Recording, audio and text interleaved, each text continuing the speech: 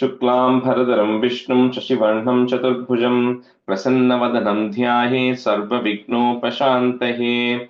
ॐ सहना भवतु, सहनौ भुनक्तु, सह वीर्यं करवावहै, तेजस्विनावधीतमस्तु मा विद्विषावहै। ॐ शान्तिः शान्तिः शान्तिः। अगजानन पद्मार्कं गजाननमहर्निशम् अनेकदन्तं भक्तानाम् एकदन्तमुपास्महे। श्रीमहागणपतये नमः। गुरवे सर्वलोकानां विषजे भवरोगिणां निधये सर्वविद्यानां श्रीदक्षिणामूर्तये नमः। अस्मद्गुरुचरणारविन्दाभ्यां नमः। वसुदेवसुतं देवं कंसचाणूरमर्दनं देवकी परमानन्दं कृष्णं वन्दे जगद्गुरुम्। ज्ञानानन्दमयं देवं निर्मलस्फटिकाकृतिम् आधारं सर्वविद्यानां श्रीहयग्रीवमुपास्महे। श्रीहयग्रीवमूर्तये नमः। सरस्वति नमस्तुभ्यं वरदे कामरूपिणि विद्यारम्भं करिष्यामि सिद्धिर्भवतु मे सदा। श्रीमहासरस्वत्यै नमः। उमाकोमलहस्ताब्जसम्भावितललाटकं हिरण्यकुण्डलं वन्दे कुमारं पुष्करस्वजं। வெற்றிவேல் முருகனுக்கு ஹரஹரோஹரா. लोकवीर्यं महापूज्यं सर्वरक्षाकरं विभुं पार्वतीहृदयानन्दं शास्तारं प्रणमाम्यहं। स्वामिये शरणमय्यप्पा। वागर्ताविव सम्पृक्तौ वागर्तप्रतिपत्तये जगतः पितरौ वन्दे पार्वती परमेश्वरौ। श्रीपार्वती परमेश्वराभ्यां नमः। कोमलं पूजयन् वेणुं श्यामलोऽयं कुमारकः वेदवेद्यं परं ब्रह्मा तस्मै श्रीगुरवे नमः। अस्मद्गुरुचरणारविन्दाभ्यां नमः। श्रीकृष्ण गोविन्द हरे मुरारे श्रीनाथ नारायण वासुदेव। श्रीकृष्ण गोविन्द हरे मुरारे श्रीनाथ नारायण वासुदेव। श्रीकृष्ण गोविन्द हरे मुरारे श्रीनाथ नारायण वासुदेव। पीताम्बरं करविराजितचक्रशङ्ख कौमोदकी सरसिजं करुणासमुद्रं राधासहायम् अतिसुन्दरमन्दहासं वातालयेशम् अनिशं हृदि भावयामि। कृष्णो रक्षतु मां चराचर गुरुः कृष्णं नमस्ये सदा। कृष्णेनैव सुरक्षितोऽहमसकृत् कृष्णाय दत्तं मनः। कृष्णादेव समुद्भवो मम विभो कृष्णस्य दासोऽस्म्यहम्। कृष्णे भक्तिरचञ्चलास्तु भगवन्। हे कृष्ण तुभ्यं नमः। श्रीगुरुवायूरप्पा शरणं नम्राणां सन्निधत्ते सततमपि पुरस्तैरनभ्यर्थितानपि अर्थान् कामानजस्रं वितरति परमानन्दसान्द्रां गतिं च।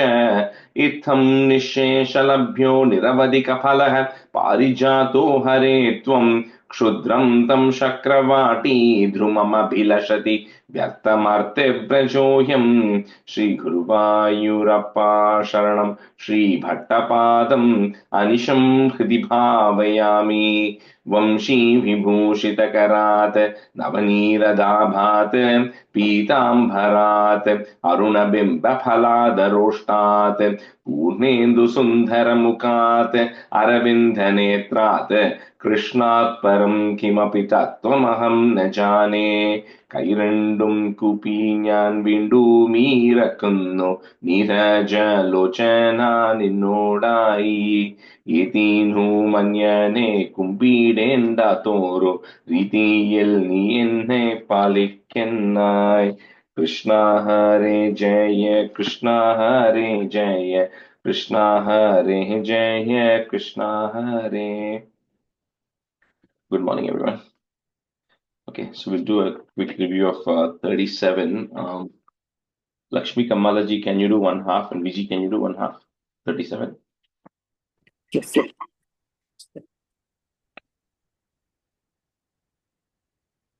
श्रीमन्नारायणीये सप्तत्रिंशं दशकं श्रीकृष्णावतार प्रसंगवर्णनम्.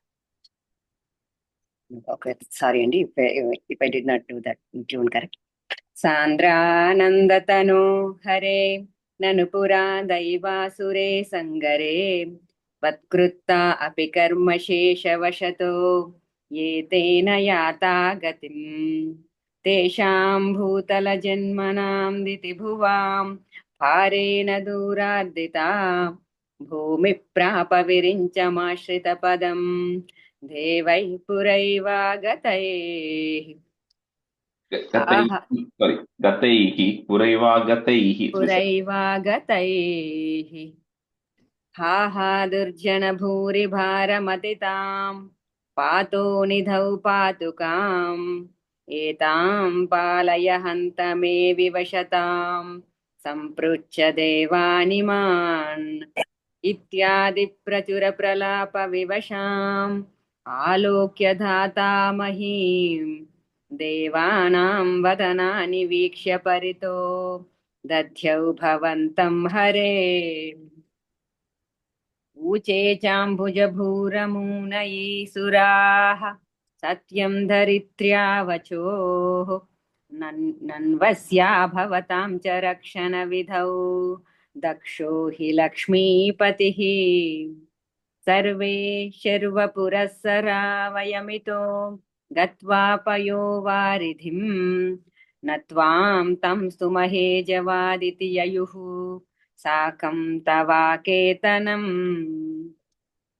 ते मुग्धानिलशालिदुग्धजलदे स्थिरं गताः सङ्गताम् यावत् त्वत्पदचिन्तनैकमनसः तावत् स पाथो जभूः त्वद्वाचं हृदये निशम्य सकलान् आनन्दयन्नूचिवान् आख्यातः परमात्मना स्वयमहं वाक्यं तदा कर्ण्यताम्. That first line, last word, sangatha. I heard a im sound, but there's no im there.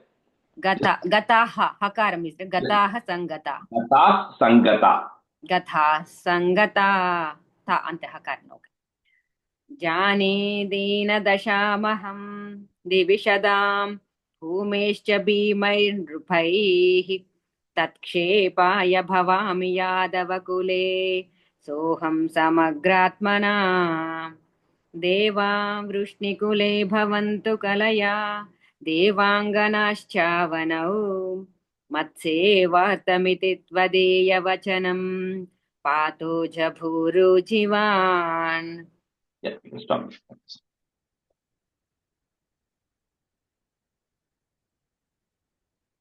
Vijay, you able to 6 to 10? Yes, sorry. श्रुत्वा कर्णरसायनं तव वचः सर्वेषु निर्वापितस्वान्तेष्वीश गतेषु त्वत्कृपा पीयूषतृप्तमाशु विख्याते मधुरापुरे किल भवत्सन्निध्य पुण्योतरे धन्यां देवकनन्दनां उदवः राजा शशूरत्मजा And the second line, but the second line, second half, Tabaka Kripa Piyusha Triptatmasu. this one. Gateshu tavat kripa piyusha triptatmashu. Udvaha vasitau tadiya sahaja kamshota sammanayan etau sutataya gatapatirate vyomotaya tvadgira asyastvam अतिदुष्टमष्टमशुतो हन्तेति हन्तेरिता सन्त्रासात् स तु हन्तुमन्ति कगतां तन्वीं कृपानिमदात्. The first line is Sahajaha, and then third line Hanterita, and then the Visarga Matum you just skipped. Adiya Sahajaha. Okay. And then Hanteritaha, third line, last word. Hanteritaha. Okay. Visarga, okay. Sorry, I'm missing that. Because I missed the class, I'm missing that. I learned it from the recording and I'm missing that. Sorry. गृणानश्चिकुरेषु तां कलमति सौरेश्चिरं सान्त्वनै नो मुञ्चन् पुनरात् मजरा पनगिरा प्रीतोतयातो गृहान् अद्यं त्वत्सहजं ततार्पितमपि स्नेहेन नाहन्नसौ दुष्टानामपि देवपुष्टकरुणा दृष्टा हि धीरे कदा. Here on the first line, the two visargas, kalamatihi, there's a visarga there. And then end of that line, santvanaihi. Santvanaihi. तावत्त्वन्मनसैव नारदमुनिः प्रोश्चेष भोजेश्वरं यूयं नन्वसुराश्च यदवो जानासि किं न प्रभो मायावी सहरिर्भवद्कृते भाविसुरप्रार्थना दित्याकर्ण्य यदुना दुदुना दशौ सौरेश्च सूनूनहन्. Third line, the prarthanat, and then a comma, end of the third line. Prarthanat, comma, then will become it ityakarnya. Okay. Dityakarnya. Okay. The D will go away, become ityakarnya. Okay, sorry. Yeah.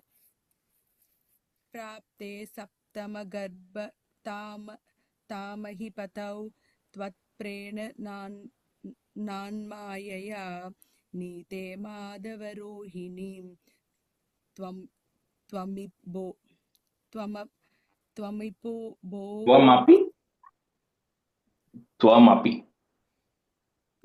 okay.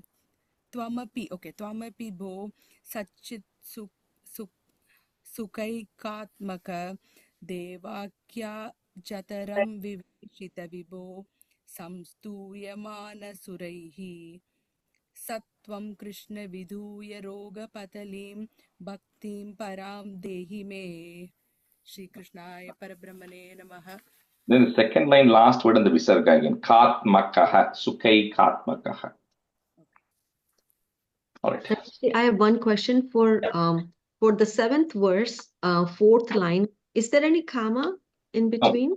No, that's a continuous line. Continuous. Okay, thank you. Okay. All right, so we'll continue with 38. I have to say the meaning for 3, and then we'll also have to do 4, right? So let me just see who was there today. Okay, so we'll start with Lalita Murli, you can be student, and Shailaja, and Praveen, you can be student. Okay, so stanza 3, I'll say, I think we kind of did the Bhagavatam 2 stanzas we did, right? So I'll kind of say, and then the Narayaneeyam also is a condensed version of that. So I'll chant that and say that meaning, and then we'll get to 4. बाल्यस्पृशापि वपुषा धदुषा विभूतिः उद्यत् किरीटकटकाङ्गदहारभासा शङ्कारिवारिजगदा परिभासितेन मेघासितेन परिलेसितसूतिगेः. So we saw, at least in the Bhagavatam, the Tamadbhutam Balakam, right? So when Krishna is born in stanza 2, and when Vasudeva and Devaki are seeing, they are not seeing a small baby boy which is being born. So Vyasa and Shukavam describe as some Adbhutam Balakam. This seems to be like a very, unique child who has actually taken birth here, because this child is not like every other child who is born completely naked, small in size and everything. This child is born with Chaturbhujam. It has got an entire Narayana's form, just smaller in size. So when we were seeing Dasakam 30, when Vamanavataram happened, and that time I told you all also, same thing is going to happen in 37, where when the birth is happening, it doesn't look like a small baby getting born. The entire form of the Lord is taking birth, right? So it talks about how it's got beautiful, I'm talking from the Bhagavatam thing, Ambujekshanam, it has got beautiful lotus-like eyes. Chaturbhujam, it has four hands, each of them having Shankha, Gada, Ayudha, all of the things, Shankam, Gadam, Chakram, Padmam, each of the hands holding all of those 4 symbols. Then Srivatsa Lakshmam, it's having a Srivatsa mark on its chest. Then Galashobi Kaustubam, the Kaustubam jewel around the neck. Then Pithambaram, wearing a yellow color garment at the bottom. And then Maharha Vaidurya Kirita Kundala. So the Vaiduryam is kind of referring to like that of a tiger's eyes. So the jewel which resembles that of a tiger's eye. And of course, the body is dark gray color, rain bearing clouds color. And with this, all of this is fully, like what you call, it's not like a baby, it's like a full grown four-handed person who's actually standing there right in front of Vasudeva and Devaki. That's why it ends with Virochamanam Vasudeva Aikshata. Vasudeva is seeing this baby standing in front of him right now. So that we go to stanza 4. Vakshastani Sukanilina Vilasi Lakshmi Mandaksha Lakshita Kataksha Vimoksha Bhedaihi Tanmandirasya Kalakam Sakritam Alakshmi Unmarjayanni Bavirejita Vasudeva. So we're going to see this experience broken between how Vasudeva is experiencing this birth and later on how Devaki is reacting to it, right, separately.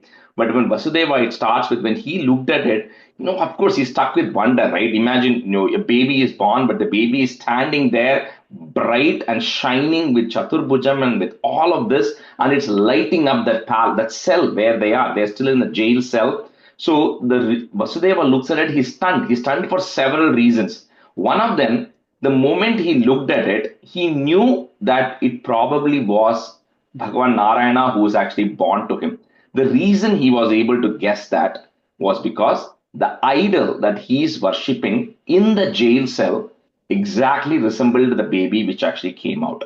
So like we were talking about, during that, at one point, there's a person called Prisni, Sutapa and Prisni, to whom Prisni Garbha is born, and that's going to come a little bit later. But there's an idol which, and I'll tell you at that time, there's an idol which is actually getting transferred over millions of years. And finally, it ends up with Vasudeva, and Vasudeva and Devaki have been worshipping that idol in the jail cell. And that idol has the same Chaturbhujam and all of that. So when Vasudeva saw this, he kind of was able to relate to saying that idol which I'm worshipping, that idol has now come in front of me, right, in this form. So he's now looking at it and he says, okay, this is the Bhagavan who has personally come in front of me. But he's also surprised why would the God come inside the jail cell? Because inside the jail cell is dirty, it's filthy. Why would somebody come inside of the jail cell? And he's also surprised about how it has come from the womb of Devaki, because he still doesn't realize that it's a God himself who's going to be born to both of them. So he's actually surprised at how this baby is born from the womb of Devaki and how it has come so perfectly dressed, right? Not like a small baby. It has come. So with all this, he's still soaking in, right, what Vasudeva is saying. And here, of course, Bhattatripathi is saying, oh, Krishna, the moment you come, along with you, like we saw in Dasakam 2, right, where he says that Lakshmi Devi doesn't even stay in her own devotee's house. She follows you, Guru Arapa, wherever you go, right? So when Krishna is born, Lakshmi Devi is automatically there. So the moment Lakshmi Devi has come, the glance is removing Alakshmi, right? Kala Kamsa Kritam Alakshmi. So all the Alakshmi, the inauspiciousness which is there in the jail cell, all of them disappear because Lakshmi Devi personally has come into the jail cell as well right now.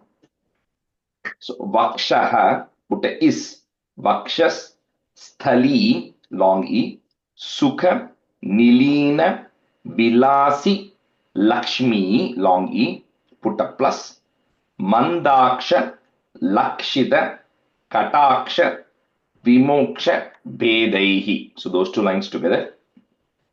Tan mandirasya khala kamsa kritam alakshmim.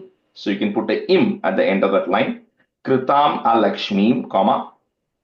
Next line, the mu will become a u. Unmarjayanniva virejita vasudeva.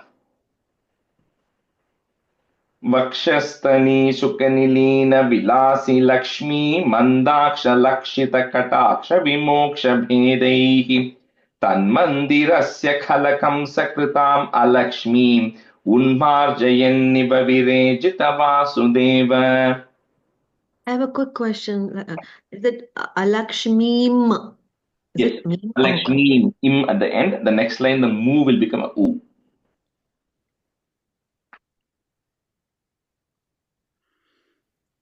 Lalita, go ahead. Lalita Mulila. वक्षस्थली सुखनिलीन विलासि Lakshmi मन्दाक्षलक्षितकटाक्ष विमोक्षभेदैः तन्मन्दिरस्य कलकं सकृतामलक्ष्मीम् उन्मार्जयन्निव विरेजित Vasudev वक्षस्थली सुखनिलीन विलासि Lakshmi मन्दाक्षलक्षितकटाक्ष विमोक्षभेदैः तन्मन्दिरस्य कलकं सकृतामलक्ष्मीम् उन्मार्जयन्निव विरेजित Vasudev वक्षस्थली सुखनिलीन विलासि Lakshmi मन्दाक्षलक्षितकटाक्ष विमोक्षभेदैः तन्मन्दिरस्य कलकं सकृताम् अलक्ष्मीम् उन्मार्जयन्निव विरेजित Vasudev वक्षस्थली सुखनिलीन विलासि Lakshmi मन्दाक्षलक्षितकटाक्ष विमोक्षभेदैः तन्मन्दिरस्य कलकं सकृतामलक्ष्मीम् उन्मार्जयन्निव विरेजित Vasudev. Answer 5. शौरिस्तु धीरमुनिमण्डलचेतसोऽपि दूरस्थितं वपुरुदीक्ष्य निजेक्षणाभ्याम् आनन्दबाष्पपुलकोद्गमगद्गदार्द्रः तुष्टावदृष्टिमकरन्दरसम्भवन्तम्. So finally, then Vasudeva comes to the realization. It took him some time to realize that, this is indeed Bhagavan himself who has actually come and now standing in front of me, right, as my own child. And now here, of course, in multiple places now, Bhattacharya will always compare and say, how fortunate, right? Because all these sages undergo thousands and thousands and years of penance, right? We saw Prachetas going and meditating for tens of thousands of years underwater, and they all struggled to get a glimpse of the Lord. And now here, Vasudeva is just sitting, and the Bhagavan has come right in front of him, right? So he's just so fortunate. Shauri here referring to Vasudeva. So, he's just so fortunate that he himself has come. And of course, when you see Bhagavan, like we've seen in all these cases, right, then this level of bliss you attain is completely high, very high. So here it says, Ananda Bashpa Pulakot. So he's feeling so blissful that he has horripilation all over his body. And then he's shedding tears of joy because he's just so happy to see this form of the Lord who's standing right in front of him. And you should be blessed to see this because you should be ready, which is more important. The example I always quote is, one day you open your garage door, come inside your house, and you see Bhagavan standing there in your house. What will you do? Majority of people will shut the door and run away, right? Because imagine, right, somebody standing there with Chaturbhujam, with Shankam, Chakram, and all of this, and standing there, right? So it's little bit, it's a very difficult thing, right, to be able to even visualize that. So first of all, you should be blessed to have a chance, and you will not be able to see it until you are ready to see it, right? So only the moment if you see it, you're able to accept it, then that's going to happen. Anyway, in this case, Vasudeva, Devaki, of course, are blessed. So they are able to see this form. So Shauristu Dhira Muni Mandala Chetasopi, Dura Stitam Vapurudikshya Nijekshanabhyam Ananda Bashpa Pulakot Gamagad Gadardraha. Put a visarga and comma, end of that line. Gadardraha. Next line, if you have a is, that will go away. Tushtava Drishti Makaranda Rasam Bhavantam.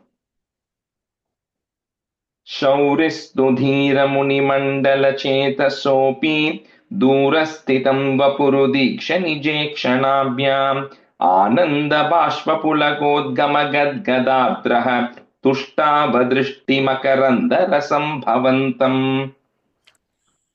शौरिस्तु धीर मुनिमण्डल चेतसोऽपि दूरस्थितं वपुरुदीक्ष्य निजेक्षणाभ्याम् आनन्दबाष्पपुलकोद्गमगद्गदाद्रः तुष्टावदृष्टिमकरन्दरसम्भवन्तम् शौरिस्तु धीर मुनिमण्डल चेतसोऽपि दूरस्थितं वपुरुदीक्ष्य निजेक्षणाभ्याम् आनन्दबाष्पपुलकोद्गमगद्गदाद्रः तुष्टावदृष्टिमकरन्दरसम्भवन्तम् शौरिस्तुधीरमुनिमण्डलचेतसोऽपि दूरस्थितं वपुरुदीक्ष्य निजेक्षणाभ्याम् आनन्दबाष्पपुलकोद्गमगद्गदार्द्रः तुष्टावदृष्टिमकरन्दरसम्भवन्तम्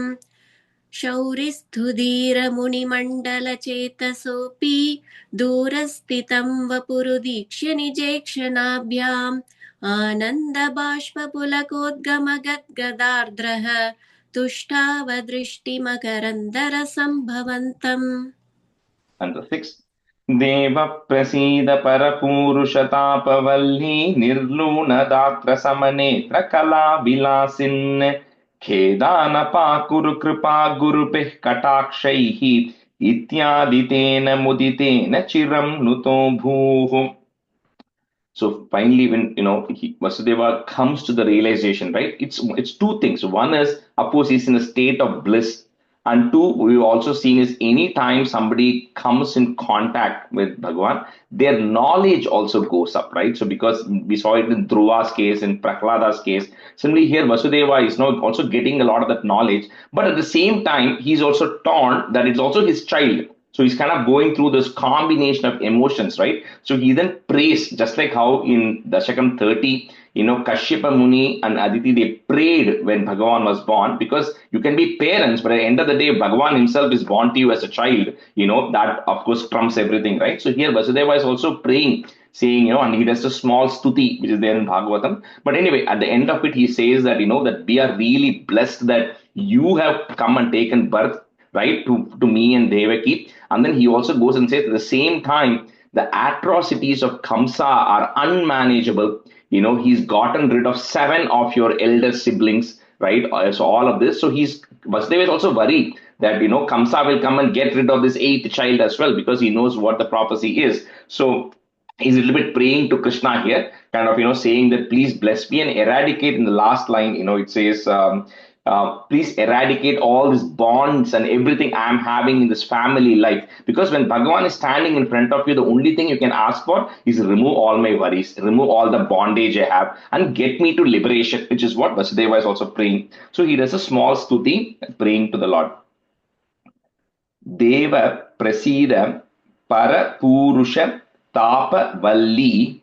It's a long Tapa Valli is like creeper, the plant which is there. So he's saying, just like how you can take a sword and then chop off the creepers, he's saying, with your eyes, O Krishna, you come and chop off all the miseries and the problems I'm having.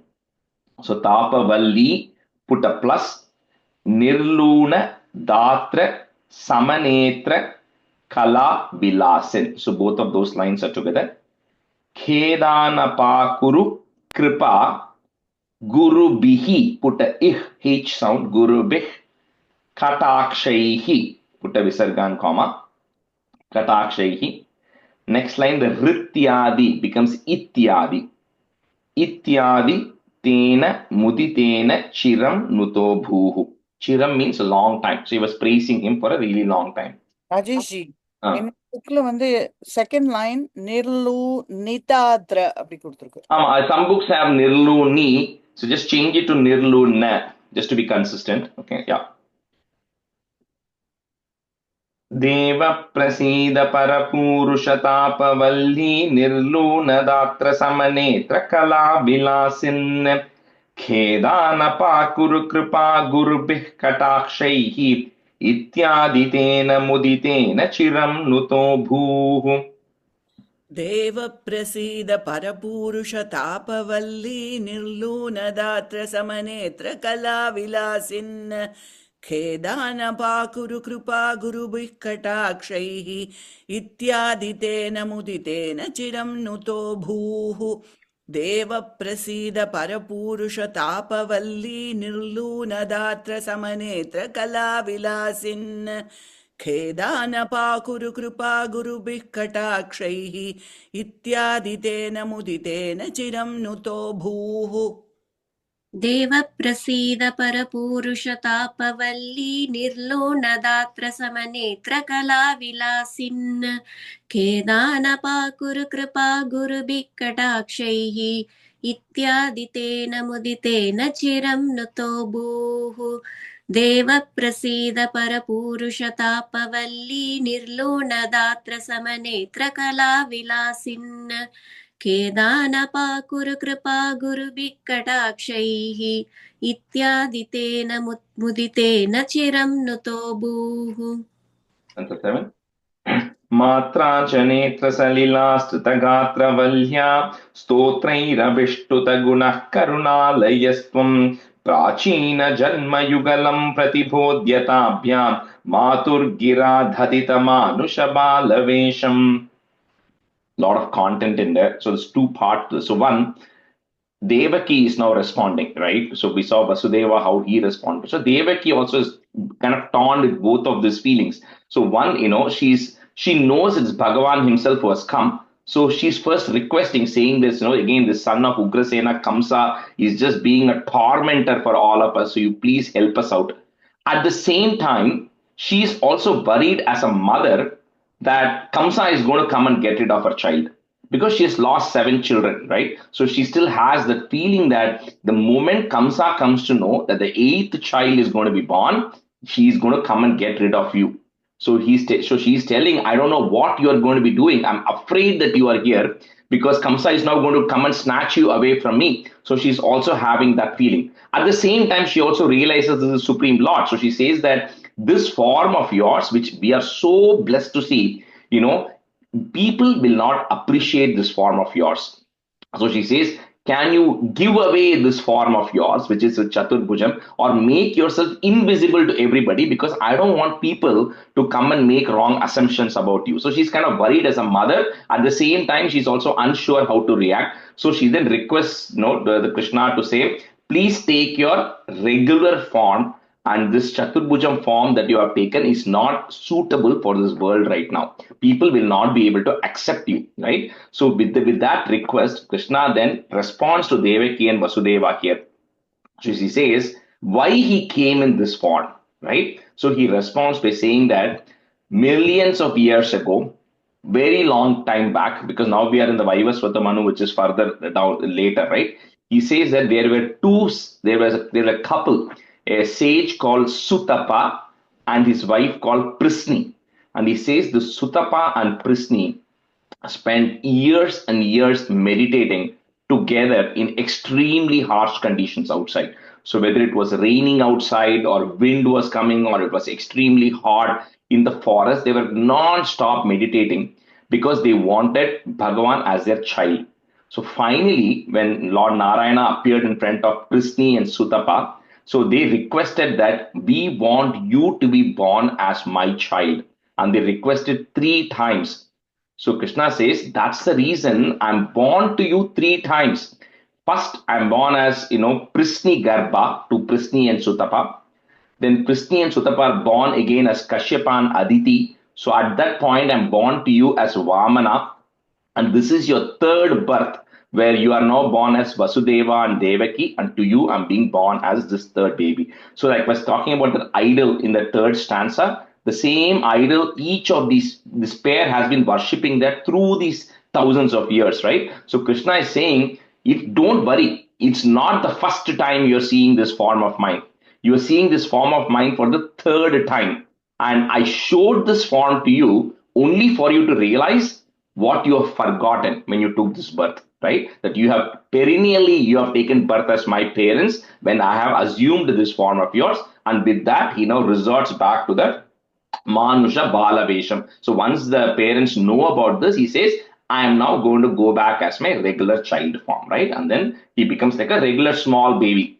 Now, the interesting thing we want to see over the next several dashakams is, although Vasudeva and Devaki see this, at the end of the day, they are born as humans, right? Which means there's a little bit of that ignorance and all of that starts clouding them, that they still consider this as their baby and not as the Supreme Lord himself, right? But at every point, they're going to be concerned what is going to happen to Krishna, right? And we'll see that every point, right?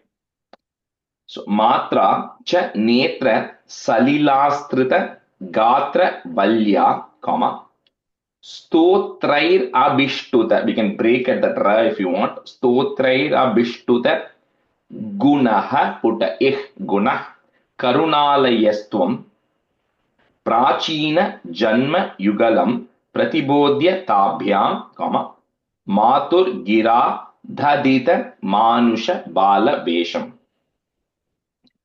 Matra च नेत्रसलिलाश्रितगात्रवल्ह्या स्तोत्रैरभिष्टुतगुणः करुणालयस्त्वं प्राचीनजन्मयुगलं प्रतिबोध्यताभ्यां मातुर्गिराधदितमानुषबालवेशम्. मात्रा च नेत्रसलिलास्धृतगात्रवल्या स्तोत्रैरभिष्टुतगुणः करुणालयस्त्वं प्राचीनजन्मयुगलं प्रतिबोध्यताभ्यां मातुर्गिरादधित मानुषबालवेशं.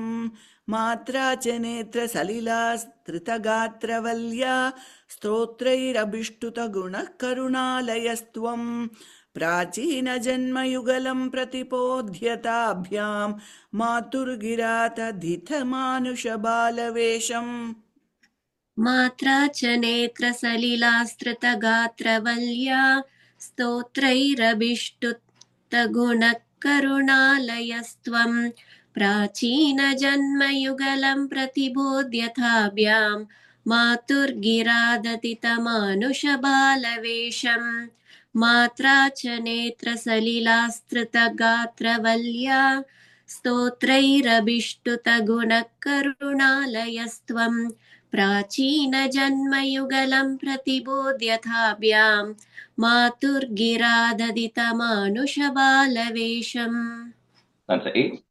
त्वत्प्रेरितस्तदनुनन्दतनूजयाते व्यत्यासमारचयितुं सहिशूरसूनुः त्वां हस्तयोरधृतचित्तविधार्यमार्यैः अम्बोरुहस्तकलहंसकिशोररम्यम्. So then Krishna, then once he takes on that form, he then tells Vasudeva, Tvat Preritas, you are telling Vasudeva Krishna that you please take me, and then you go to Nandagopa's house. And in Nandagopa's house, when you go there, there's going to be a small girl baby who is going to be born. And you go exchange, swap me for the girl baby, and then bring me back here. So Vasudeva agrees to it, because he knows it's Bhagwan himself telling. And automatically at that time, when Vasudeva is doing it, whatever is chained, right, all of that comes off. And then Bhattacharya is saying it again, so fortunate Vasudeva you are, because people struggle to even get the image of the Lord in their minds. You are looking at that Bhagwan and you're holding him in your hands. And how are you holding in your hands? Like how if you open a lotus flower and a small swan is sitting on that lotus flower in the middle, with that you are holding your hand like this and that small baby Krishna is in your hand. And so you're so lucky, Vasudeva, because you're carrying that Krishna with you. You are able to touch him, right? And that is just, you're so fortunate about it. And with that, Vasudeva is beginning to carry Krishna right now. Tvat preritas tadanu nanda tanujayate, comma, Vyatyasamara chayitum. Cannot break that word. Vyatyasam ara chayitum, but you don't have to break it. Vyatyasamara chayitum sahi shura sunuhu tvam hastayor adrita chitta vidharyam aryehi. Put a visargan comma. Vidharyam aryehi. Next line, the ra will become a. Amboru hasta kala Hamsa Kishora Ramyam.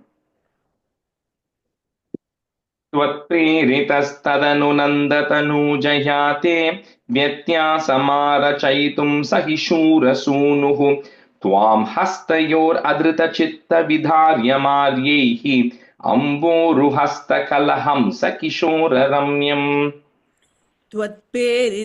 Sorry, I have a quick question. The last line, it's different in mine. So Tvam hastayor Adrita. adrita. Okay, Yeah. here it is radhita.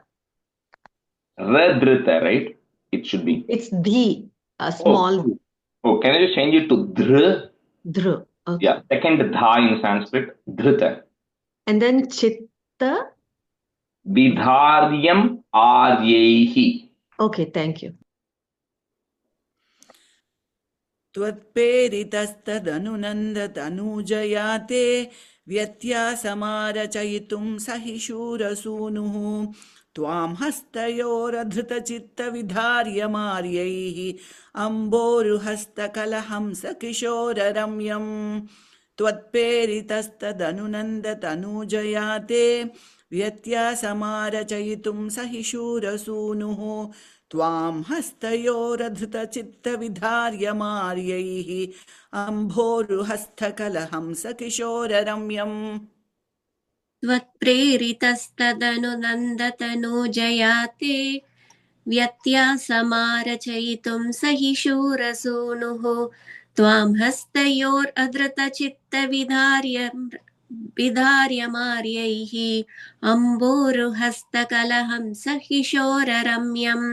त्वत्प्रेरितस्तदनुनन्दतनूजयाते व्यत्यासमारचयितुं सहि शूरसूनुः त्वां हस्तयोरधृतचित्तविदार्यमार्यैः अम्बोरुहस्तकलहंसकिशोररम्यम् Right? जाता तथा पशुपसद्मनियोगनिद्रा निद्रा विमुद्रितमता कृतपौरलोकम् त्वत्प्रेरणात् किमिव चित्रमचेतनैर्यत् द्वारैः स्वयं भ्यगटि सङ्घटितैः सुगाढम्. So, of course, like Krishna, when he was telling the devas, he also instructed. We saw Yoga Maya to say that I want you to be born in Nandagopa's house. At the same time, with her, with the ability of Maya, what happens is everything, all these iron shackles which are there, that all gets unlocked. All the soldiers who are there, they all fall asleep, and the doors also open. Yeah, but they were saying, what's so great about it, right? And that's why I think in Narayaneeyam and Bhagavatam and all those places, we saw the creation of the cosmos, all of those things upfront, and not directly jumping into Krishna Avataram. Because you have to realize if the entire world and multiples of these universes are created from that one source, that source has infinite power. So breaking up the chains or putting people to sleep is not a big deal, right? So anyway, so all this happens with that. Vasudeva is now beginning to carry, and then he's taking Krishna out. Jata tada pashupa sadmani yoga nidra, comma, nidra vimudritam athakrita pauralokam tvat preranat kimiva Chitram achetanair. If you want to break it that much, Chitram achetanair yat, comma, dwaraihi, put a is, dwarais swayam vyagati sanghatitaihi, put a is, sanghatitais sugadham. Jata tadha pashupasadmanyoga nidra nidra vimudritamata krita pauralokam त्वत्प्रेरणात् किमिव चित्रमचेतनैर्यत् द्वारैः स्वयं व्यघटि सङ्घटितैः सुगाढम्. Rajesh, the Yeah. last line, is it Varaihi or Dwaraihi? Because the previous line, if you combine D, will the D go away or does? No, and the third line வந்து chitram achetanair it Okay. it becomes an it and then a comma. Okay. And then fourth line la dwaraihi is there. That visarga will take its sound. Dwarais swayam. Dwarai. Okay. Thank you. And is it Kimiha or Kimiva? Kimiva. Kimiva. Okay. So kimiva. Okay, I have Kimiha. Sorry. जाता तदा पशुपसद्मनि योगनिद्रा निद्रा विमुद्रितमथा कृतपौरलोकम् त्वत्प्रेरणात् किमिव चित्रमचेतनैर्यद् द्वारैः स्वयं व्यगटि सङ्घटितैः सुगाढम् जाता तदा पशुपसद्मनि योगनिद्रा निद्रा विमुद्रितमथा कृतपौरलोकम् त्वत्प्रेरणात् किमिव चित्रमचेतनैर्यद् द्वारैः स्वयं व्यगडि सङ्घटितैः सुगाढम्. जाता तदा पशुपसत्मनियोगनिद्रा निद्रा विमुद्रितमता कृतपौरलोकम् त्वत्प्रेरणात् किमिव चित्रमचेतनैर्यत् द्वारैः स्वयं व्यगटिसङ्घटितैः सुगाढम् जाता तदा पशुपसत्मनियोगनिद्रा निद्रा विमुद्रितमता कृतपौरलोकम् त्वत्प्रेरणात् किमिव चित्रमचेतनैर्यत् द्वारैः स्वयं व्यगटिसङ्घटितैः सुगाढम् शेषेन भूरि फणवारितवारिणाथ स्वैरं प्रदर्शितपतो मणिदीपितेन त्वां धारयन् स खलु धन्यतमः प्रतस्ते सोऽयं त्वमीश मम नाशय रोगवेगान्. Of course, it was raining outside, like we saw when Krishna was born. So when Vasudeva is now transporting him he has to go from Mathura to Gokulam. Gokulam is another small cowherd village which is there, and it's on the other side of Yamuna, if you've ever been to that region. So he has to cross the Yamuna river, and it is raining. So at that time, of course, Adishesha is already there, and Adishesha then comes and protects Vasudeva and Krishna so that they don't get drenched. And then you are covering Krishna as Vasudeva is taking Krishna at night, moving him to Gokulam. So with that, Guru, please eradicate any ailments I have. Sheshena Bhuri Phana Varita Varinatha, Swairam Pradarshita Patho Mani Deepitena. So they always, in a lot of the Hindu scripts, they always refer to these snakes, and if you go to Angkor Wat, you can see that too. The snakes having like some kind of a diamond or some kind of a jewel stuck to their head. That's how all the images of the snakes are from the olden, previous periods, right? And so anyway, here he's saying with that, it was showing light because any jewel or diamond is stuck on your head and it is going to reflect the moonlight. And with that, you are providing the direction of guiding as well. Tvam dharayan sa khalu dhanyatamaha, put a F, dhanyatamah prataste, soyam tvamisha mama nashaya roga vegan. Sheshena bhuri phanavaritavarinatha swairam pradarshitapato manidipitena tvam dharayan sa khalu dhanyatamah prataste soyam tvamisha mama nashaya roga vegan. शेषेन भूरि फणवारितवारिणाथ स्वैरं प्रदर्शितपथो मणिदीपितेन त्वां धारयन् स खलु धन्यतमः प्रतस्थे सोऽयं त्वमीश मम नाशय रोगवेगान्.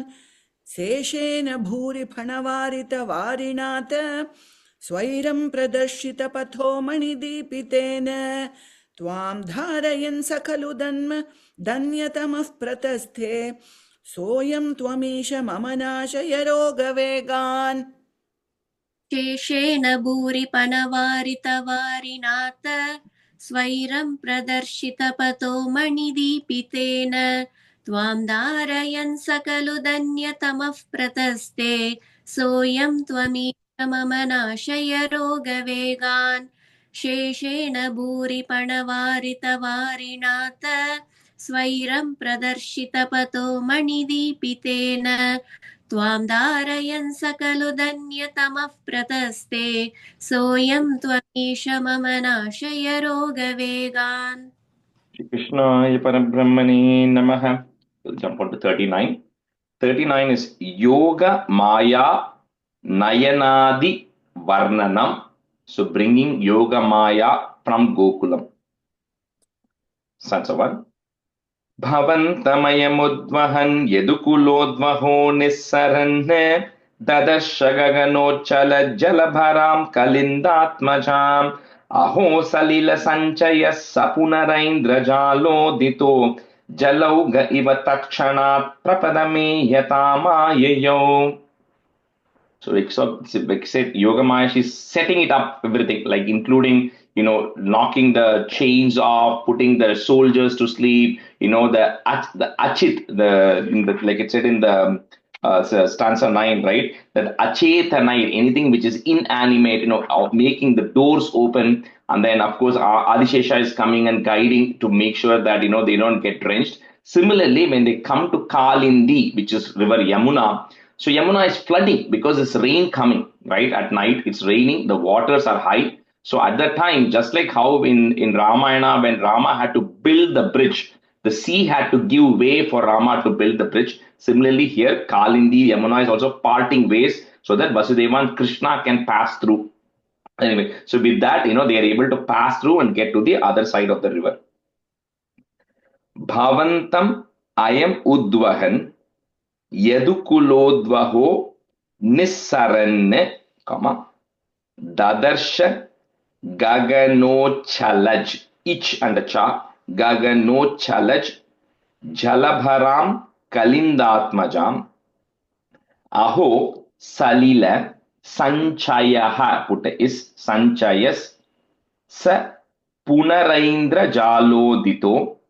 It's Punar Aindra Jalodito, in case you want to break it, or you can say it together. Punaraindra Jalodito, Jalauga Iva Takshanat Prapada Meyatam Ayayau.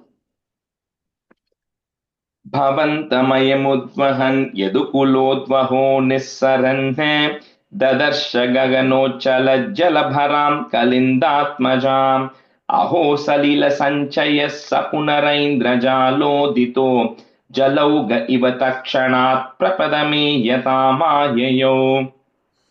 भवन्तमयमुद्वहन् यदुकुलोद्वहो निस्सरन् तदर्श गगनोच्चलज्जलभरां कलिन्दात्मजाम् अहो सलिलसञ्जयः स पुनरैन्द्रजो रजा दो लोदिदो जलौघैव तक्षणात् प्रपदमे यथा माययौ. Punaraindra jalodito. पुनरैन्द्रजालोदितो भवन्तमयमुद्वहन् यदुकुलोद्वहो निस्सरन् ददर्श गगनोच्चलज्जलभरां कलिन्दात्मजाम् अहो सलिलसञ्जयः स पुनरैन्द्रजालोदितो जलौघैव तक्षणात् प्रपदमे यथा माययौ. भवन्तमयमुद्वहन् यदुकुलोद्वहो निस्सरन् ददर्श गगनोच्चलज्जलभरां कलिन्दात्मजाम् अहो सलिला सञ्चयः स पुनरैन्द्रजालोदितो जलौघैव तक्षणात् प्रपदमे यथा माययौ. And the word prapada me yatam ayayau. प्रपदमे यताम् आयाययौ. आययौ. प्रपदमे यताम् आययौ. Thank you. भवन्तमयमुद्वहन् यदुकुलोद्वहो निस्सरन् ददर्श गगनोच्चलज्जलभरां कलिन्दात्मजाम् अहो सलिलसञ्चयः स पुनरैन्द्रजालोदितो जलौघैव तक्षणात् प्रपदमे यताम् आययौ. We'll switch halfway. Lakshmi Revalji, you can be student, and Nalini, you can be student. Stanza 2.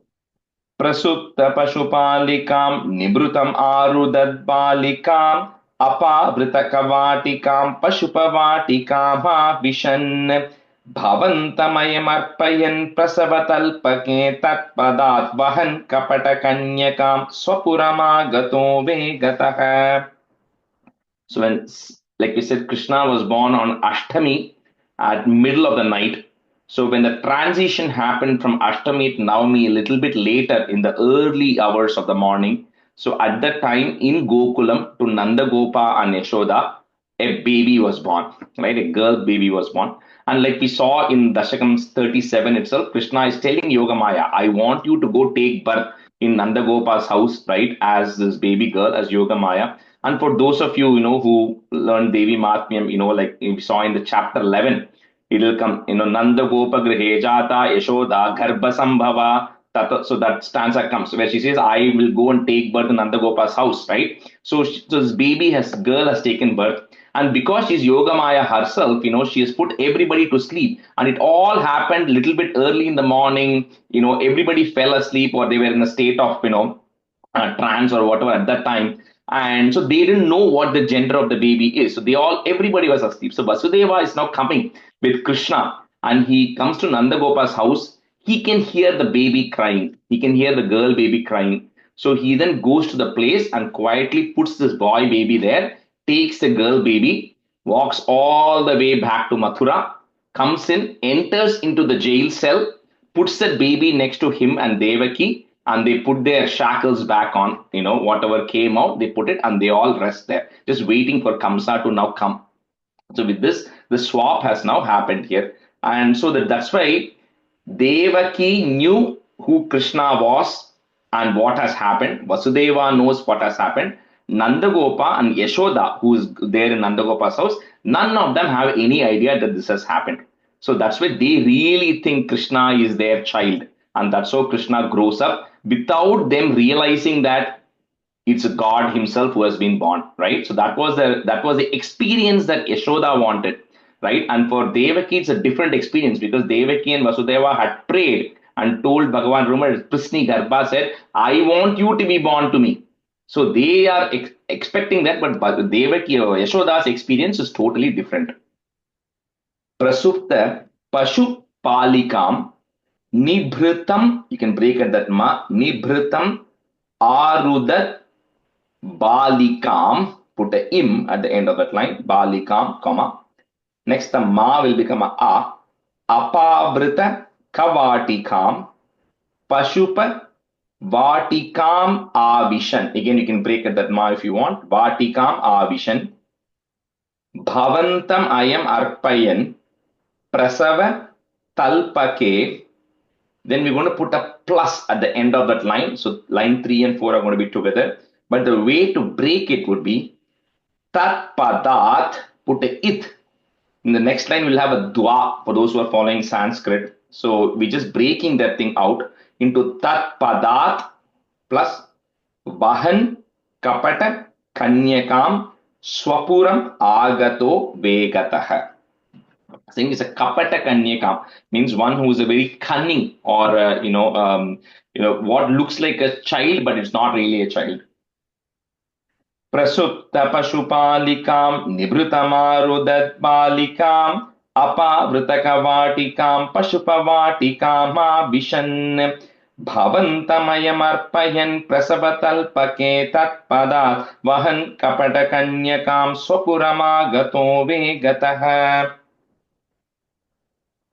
प्रसुप्त पशुपालिकां निभृतम् आरुद बालिकाम्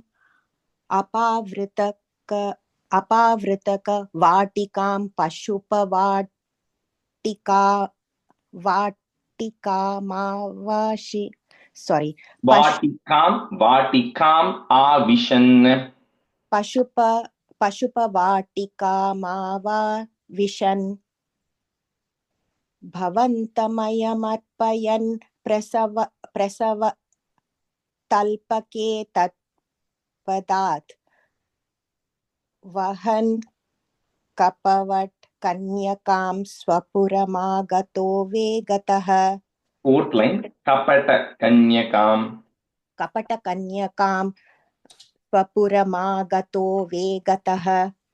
प्रसुप्त पशुपालिकां निभृतम आरुद बालिकाम् अपावृतक वाटिकां पशुपवाटिकामाविशान् आविशन् भवन्तमयमर्पयन् प्रसवतल्पके तत्पदात् वहन्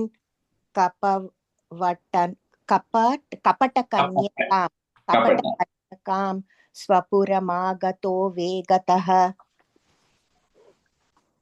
प्रसुप्त पशुपालिकां निभृतमारुदद्बालिकाम् अपावृतकवाटिकां पशुपवाटिकामविशन् भवन्तमयमर्पयन् प्रसवतल्पकी तत्प्रदादाद्वहन् कपटकन्यकां स्वपुरमागतो वेगतः प्रसुप्तपशुपालिकां निभृतमारुदद्बालिकाम् अपावृतकवाटिकां प्रसुपवाटिकामविशन् भवन्तमयमर्पयन् प्रसवतल्पकी तत्प्रदाताद्वहन् कपटकन्यकां स्वपुरमागतो वेगतः. Answer, please. ततस्त्वदनुजारवक्षपित निद्र वेगद्रवद्भटोत्कर निवेदित प्रसव वार्तयैर्वार्तिमान् विमुक्त चिकुरोत्करस्त्वरितमापतन् भोजराट् अतुष्ट इव दृष्टवान् भगिनिकाकरे कन्यकाम्. So once this girl baby is brought back to Mathura, Vasudeva puts it between him and Devaki. They chain themselves, and then the baby now starts crying. So when the baby starts crying, so all the watchmen who had all kind of fallen asleep, they all wake up. And they all have been told, right? Eighth baby is expected any time. And so the moment they came to know that the eighth baby has been born, immediately they rushed to Kamsa. And Kamsa was sleeping because it was still early hours of the morning. And the moment they went and told Kamsa the eighth baby is born, which Kamsa has been waiting all these years, it talks about how his reaction is so different to this because he knows this is the baby who is destined to kill him. So to some extent, he's waiting for this baby to be born so he can get rid of the baby. At the same time, he's afraid because he knows that's the prediction, right? That he's going to be killed at the hands of this baby. So with those mixed emotions, immediately he talks about how he's not even dressed as a king because he's sleeping. He wakes up, he doesn't worry about how he's looking, and he immediately rushes to the jail cell at the early hours of the morning. And there, he's coming there expecting to see a boy. And then he sees in his Bhaginika Kare Kanyakam, he's seeing in the hands of his sister Devaki a girl baby. Right? So Kamsa is then really surprised, saying, how come a girl is being born here? Tatas Twadhanujarava. Twadhanujarava, if you want to break it, or you can say it together. Twadhanujarava Kshapita Nidra Vega Dravad, put a plus. Bhatotkara Nivedita Prasava Vartayai Vartiman. Those two lines together. Vimukta Chikurot Karas Twaritam Apatan Bhojarat. Put it at the end of that line. Bhojarat, comma. Next time if you have a da, that will go away. It will become a.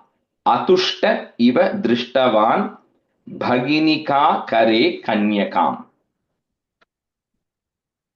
Tatastvadanujara kshapita nidra vegadravad bhatotkara nivedita prasava vartayai vartiman vimukta chikurotkarastvaritamapatan bhojarat atushta iva drishtavan bhaginika kare kanyakam. ततस्त्वदनुजारवक्षपित निद्रवेगद्रवत् भटोत्करनिवेदित प्रसववार्तयैवार्तिमान् विमुक्तचिकुरोत्करस्त्वरितमापतन् भोजराट् अतुष्ट इव दुष्टवान् भगिनिकाकरे कन्यकाम्. ततस्त्वदनुजार वक्षपित निद्रवेगद्रवत् भटोत्कर निवेदित प्रसव वार्तयैवार्तिमान् विमुक्तचिकुरोत्करस्त्वरितमापतन् भोजराट् अतुष्ट इव दृष्टवान् भगिनिकाकरे कन्यकाम्. भटोत्करनिवेदितप्रसववार्तयैवार्तिमान्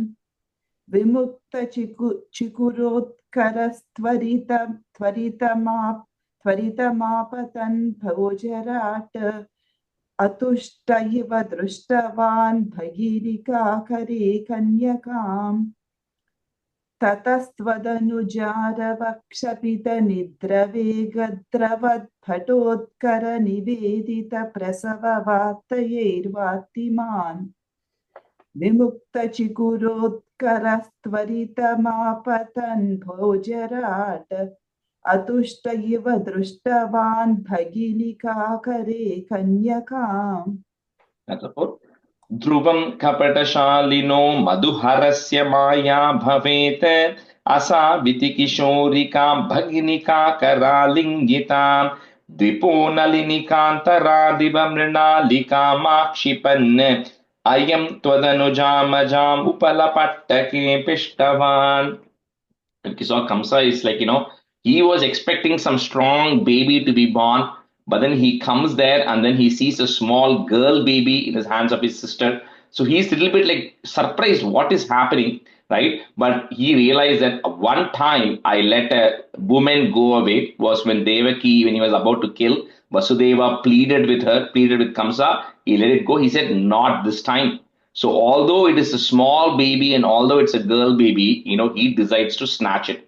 So at the time, Devaki pleads with Kamsa, saying, Kamsa, how can you do this to a small baby? This is literally like your daughter-in-law, right? Because she's his first cousin. She says, this is like your daughter-in-law. She's supposed to come to your house as a bride. And here you are trying to get rid of this baby, right? But Kamsa decides this is Madhu Harasya Maya Bhavet. This is definitely some trick that Hari is playing. I'm not going to fall for this trick again. I can't take that risk this time. And what he does is he snatches the baby from the hands of Devaki. And he talks about how when a big elephant goes to a lotus pond and there is a lotus in that, the big elephant with its trunk, and the lotus is very tender, right? The stalk of the lotus is very tender. And this giant elephant with its trunk goes and plucks a lotus, Kamsa plucks that baby's feet from the hands of Devaki, and he takes it and he goes to smash it on a piece of stone to get rid of the baby.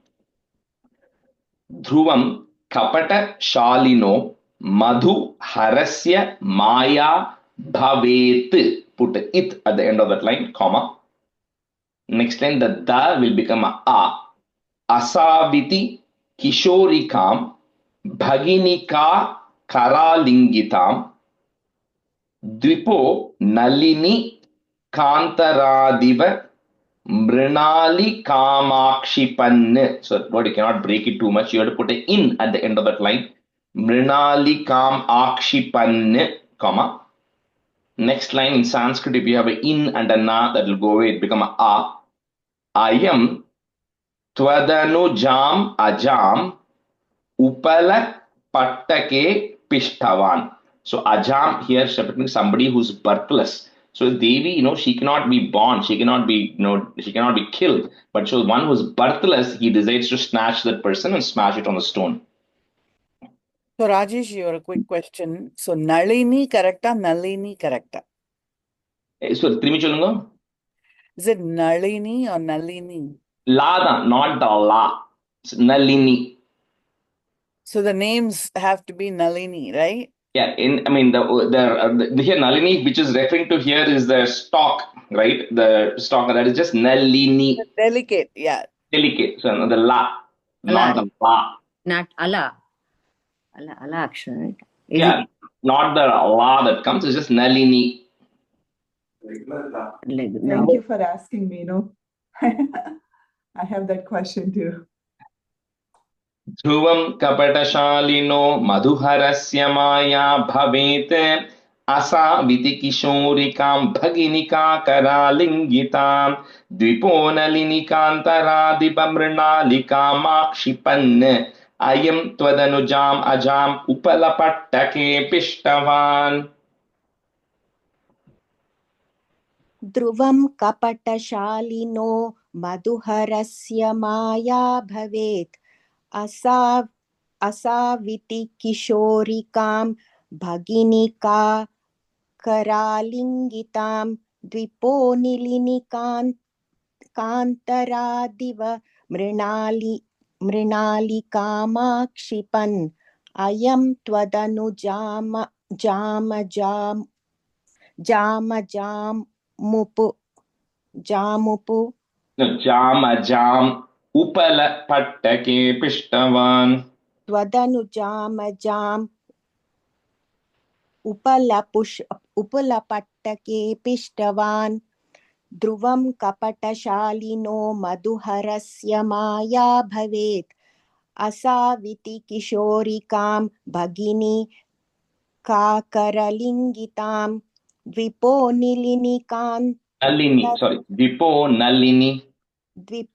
नलिनिकान्तरादिव मृणालिकामाक्षिपन् अयं त्वदनु जाम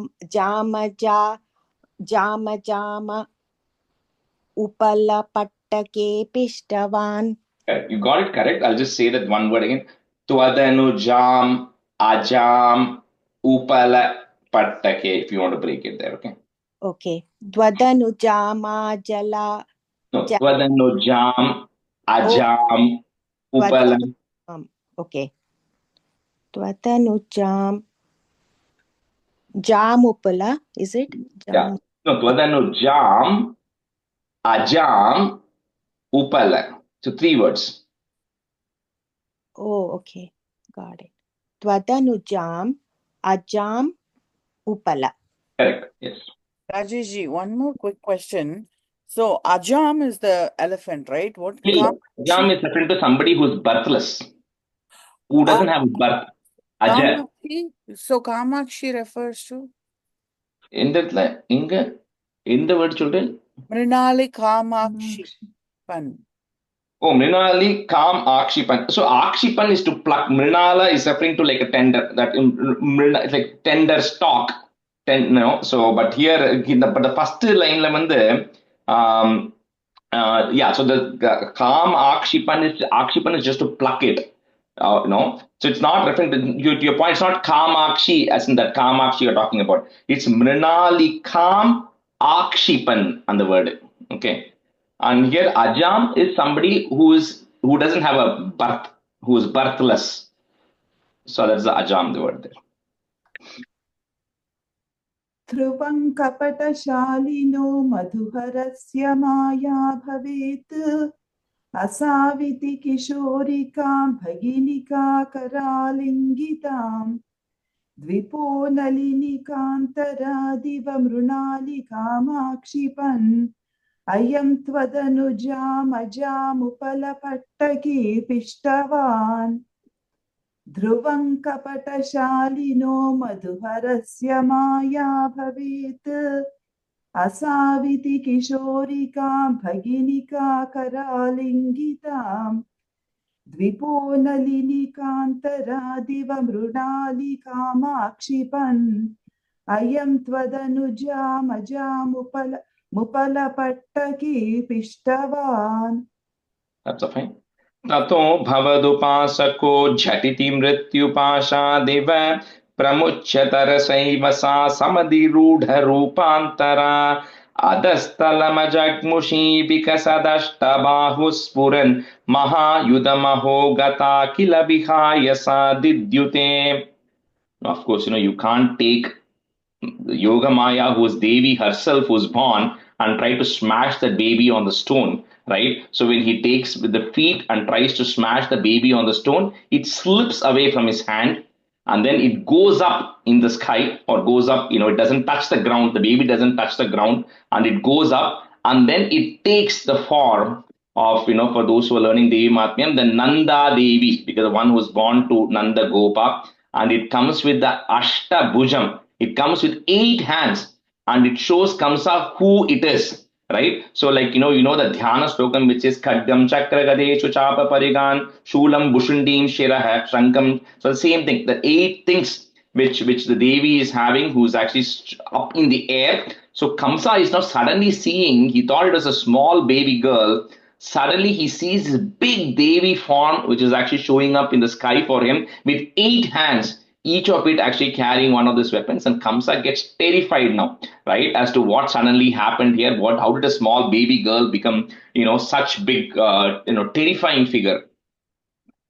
Tato bhavadupasako jhatiti mrityu pashadiva, pramuchya tarasaiva sa samadhirudha rupantara adas talam ajagmushi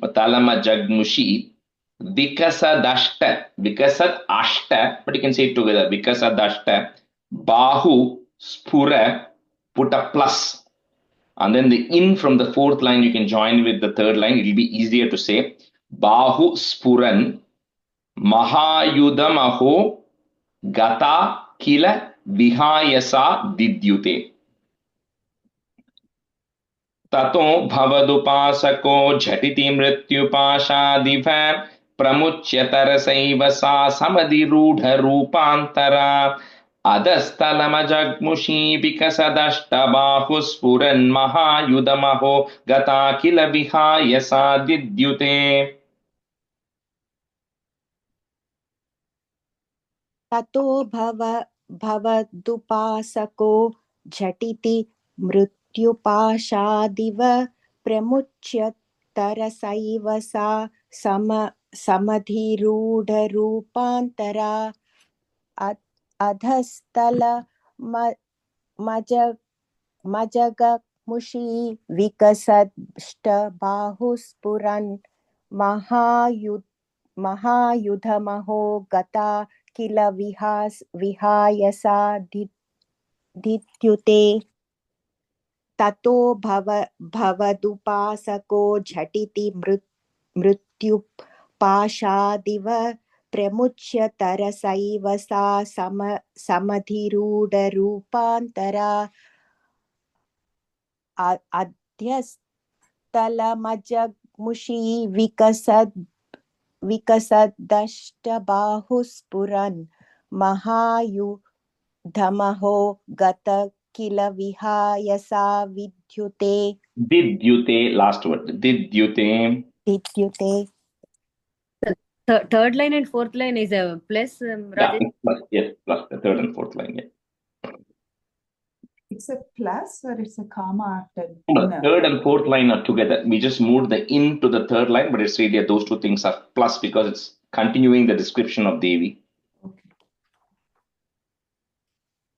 ततो भवदुपासको झटिति मृत्युपाशादिव प्रमुच्य तरसैव सा समधिरूढरूपान्तरा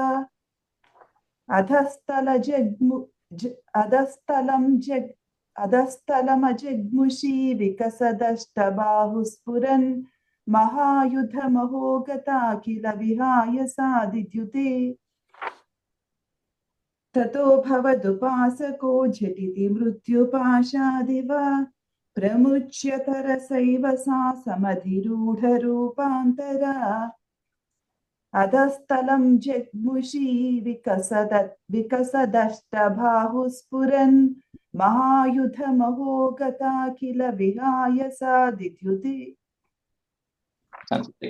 नृशंसतरकंस ते किमु मया विनिष्पिष्टया बभूव भवदन्तकः क्वचन चिन्त्यतां ते हितम् इति त्वदनुजा विभो खलमुदीर्यतं जग्मुषी मरुद्गणपनायिता भुवि च मन्दिरान्येयुषी. So when Kamsa sees this terrifying form which is now up in the sky, with 8 hands, that Devi is telling Kamsa, saying, Kamsa, you are definitely, Kamsa has been told this several times. He's second time he's saying, Kamsa, you are a fool. Or 3rd time, saying you're a fool because what is the use of trying to kill me? She says, first of all, you won't be able to kill me. That's number 1. And 2, the purpose you are trying to kill me is because you think I am the 8th child who's going to get rid of you. And Devi says, no, the 8th child who's supposed to kill you has already been born somewhere. So she says, you've been wasting by killing all other children, the first 6 children, right? You really wasted because the 8th child is already born. So there's absolutely no use of you trying to kill me, and your destiny, whatever is destined for you, is going to happen, and you are going to die at the hand of the 8th child. So with that, the Devi then goes away, right? So here, like for like again going back to Devi Mahatmyam, because some of this comes there, in that will come that Nanda Gopa Grihe Jata Yashoda Garbha Sambhava Tatasto Nashayishyami Vindhyachala Nivasini. So she settles down in the Vindhyachala mountains and in the other temples as Durga, which is what is happening here as well. So it says here, Marudghana Panayuta Bhuvicha Mandiranye Yushi. You go and then settle down at various thalams, right, as Devi in this incarnation of yours. Rajesh, Jagmushi na Jagmushi. Khalamudi Telia Jagmushi Terlena meaning Tadanuja Vibho Khalam. It also came in the previous verse, Jagmushi. Where did it come? Third line. Third line will be there, but where else did it come? You said it came somewhere else before. No, did you say it came somewhere else before as well? You said? Yeah, the previous verse. Fifth. Verse 5. Verse 5, third line. Atastalama Jagmushi. Oh, okay. Yeah, so I think maybe I'm just going by context. This Talam Ajag. I think it's like going away, Others Talam Ajag, because or slipping up. I mean, that it should be something like that, like going away or slipping away. Because here it is telling Twadanuja, Twad Anuja, your sister isn't slipping away from his hands and going into the temples. So it probably thinking it's something like that. Drishamsa Tara Kamsa, put a comma after that, Kamsa. Te Kimu Maya Vinishpishtaya, comma. Bhabuva Bhavadantakaha, put a ich, Bhavadantakah. Kvachana Chintyatam Te Hitam. Iti Twadanuja Vibho Khalam Udirya Tam Jagmushi, comma.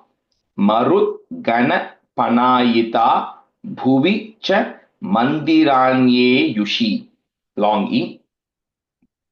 Nrisham Satarakam Sa Te Kimumaya Vinishpishtaya Bhabuva Bhavadantaka Kvachana Chintyatam Te Hitam.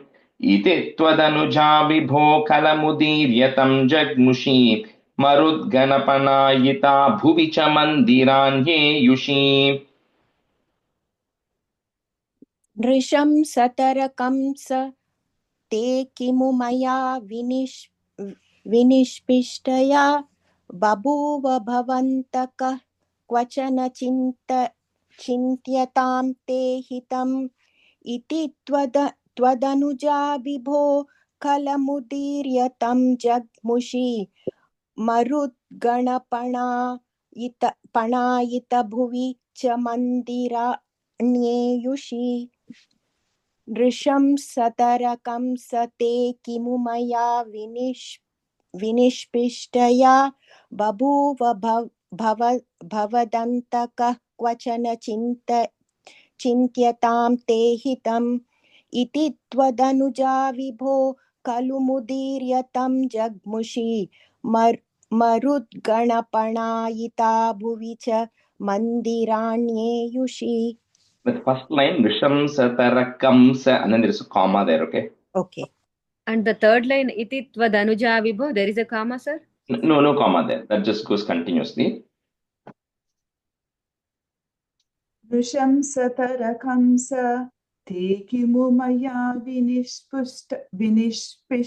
Vinishpishtaya Bhabuva Bhavadantaka Kvachana Chintyatam Te Hitam Iti Tvadanuja Vibho Kalamudiryatam Jagmushi Marudganapanayita Bhuvicha Mandiranye Yushi Nrisham Satarakam Sa Te Kimu Maya Vinishpishtaya Babhuva Bhavadantaka Kvachana Chintyatam He Hitam Iti Tvadanuja Vibho Kalamudiryatam Jagmushi Marudganapanayita Bhuvicha Mandiranye Yushi. So one more and stop today. Prage punaragatmaja vachanamidita bhubuja pralambapakaputana pramukhadhanava ninah bhavan kamyaya jagati bhabramur nirbhayaha kumarakavimarakaha kimiva dushkaram nishkrupaihi. So when Kamsa heard that from Devi and then she disappeared, he then realized he was so helpless because it's one thing. Now she's still you're not going to escape from this, right? The eighth child is already born somewhere. So he then goes to Devaki and Vasudeva. He apologizes to them, saying, "You know what? I killed 6 of your children, right? And still nothing has been accomplished because the eighth child is already born. It is still going to take care." So he releases them from prison, right? Because they were in prison after the first child was born. Remember, he put them in prison at that point. So now he finally releases from prison. Next day, Kamsa is going. He's now still confused what to do.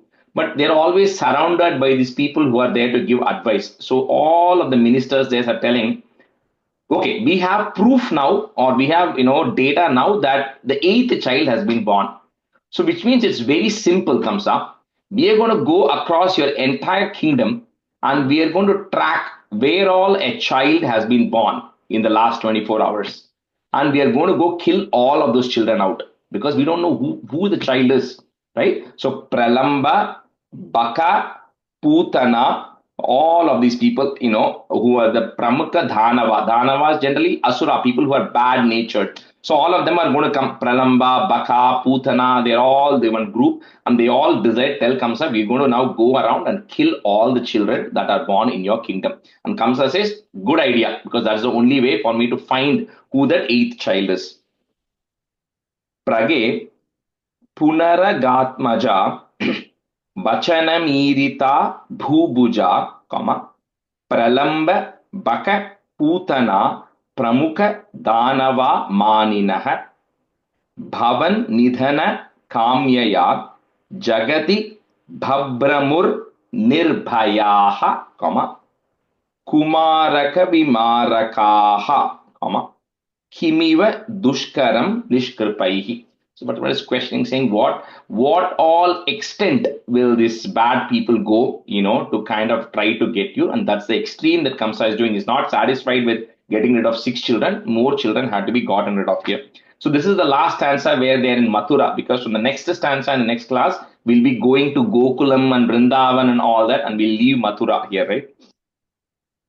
Prage Punaragatmaja Vachanamirita Bhubuja Pralamba Putana Pramukhadhanava Maninaha Bhavan Nidana Kamyaya Jagati Bhabramur Nirbhayaha Kumaraka Vimarakaha Kimiva Dushkaram Nishkripaihi.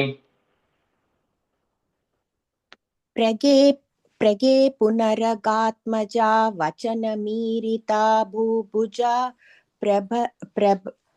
प्रलम्भबकपूतना प्रमुखदानवमानिनः भवन्निधनकाम्यया जगति बभ्रुमुर्निर्भयाः कुमारकविमारकाः कमिव दुष्करं निष्कृपैः. The fourth line after Vimarakaha, there is a comma, and Kimiva Dushkaram. Okay, Kimiva Dushkaram Nishkripaihi. Should I repeat or once? Yeah, one more time, you can do it. Yeah. Prage Punaragatmaja Vachanamirita Bhubuja Pralambabakaputana Pramukhadhanavamaninaha Bhavannidhanakamyaya Jagati Bhabrumunirnirbhayaha. Bhabramuni Nirbhayaha. Babramur is one word. Babramur. Okay. Rajesh, is it Babra or Babru? Babra.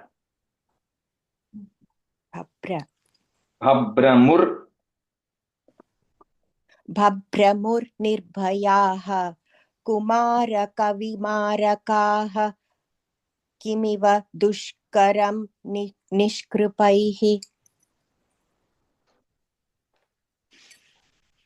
प्रगे पुनरगात्मजा वचनमीरिता बुभूजा प्रलम्बबकपूतना प्रमुखदानवामानिनः भवन्निधनकाम्यया जगति बभ्रमुर्निर्भयाः कुमारकविमारकाः किमिव दुष्करं निष्कृपैः प्रगे पुनरगात्मजा वचनमीरिता बुभूजा प्रलम्बबकपूतना प्रमुखदानवामानिनः भवन्निधनकाम्यया जगति बभ्रमुर्निर्भयाः कुमारकविमारकाः किमिव दुष्करं निष्कृपैः. कृष्णाय परब्रह्मणे नमः. So Kamya, Rajesh, Kamya na new narthama, newly born. எந்த word? Kamyaya. Third line. Bhavan ninada kamyaya. இல்ல, Kamya is like காமம், desire. So desire to kill, அந்த மாதிரி காம்யயா. सान्ध्रानन्दावभूतात्मकमनुपमितं कालदेशावदेभ्यां निर्मुक्तं नित्यमुक्तं निगमशतसहस्रेण निर्भास्यमानम् अस्पष्टं दृष्टमात्रे पुनरुरुपुरुषार्थात्मकं ब्रह्मतत्त्वं तत्तावद्भाति साक्षात् गुरुपवनपुरे हन्त भाग्यं जनानां कायेन वाचा मनसेन्द्रियैर्वा बुद्ध्यात्मना वा प्रकृते स्वभावात् करोमि यत् सकलं परस्मै नारायणायेति समर्पयामि. Thank you everyone. See you next class. Thank you, Rajesh. Thank you, Rajesh ji. Thank you.